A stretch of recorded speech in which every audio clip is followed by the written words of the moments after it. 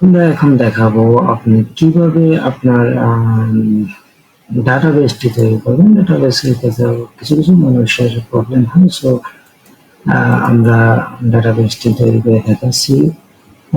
এখানে আপনি ডাটাবেস নেমটি লিখবেন। আমি এখানে ডাটাবেসে লিখলাম। আপনি যে নাম লিখতেছেন ওই নামটি লিখবেন। দেন আপনি এখানে ক্রিয়েট ডাটাবেসে ক্লিক করবেন।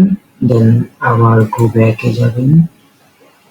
দেন ইউজার ক্রিয়েট করবেন। সেখানে আপনি ডাটাবেস অপশনটি ডাটাবেস নেমটি লিখবেন। দেন আপনি এখানে একটি পাসওয়ার্ড দিতে পারেন। আমি এখানে ডাটাবেস পাসওয়ার্ডটি এটাই দিয়ে দিলাম, বা আপনি এখানে জেনারেল পাসওয়ার্ড হিসাবে একটি পাসওয়ার্ড ইউজ করতে পারেন।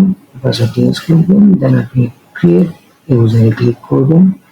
দেন আপনি আবার গো ব্যাকে ক্লিক করবেন। ক্লিক করার পরে আপনি আপনার ডাটাবেসটি কানেক্ট করতে হবে।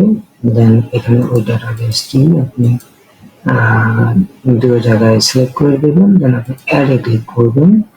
অ্যাডে ক্লিক করার পরে অল সিলেক্ট করে ম্যানেজ চেঞ্জে মেক চেঞ্জে ক্লিক করবেন। দেন অ্যাগেন গো ব্যাকে যাবেন। দেন আপনি আপনার ডাটাবেস ফাইলটি আপলোড করবেন।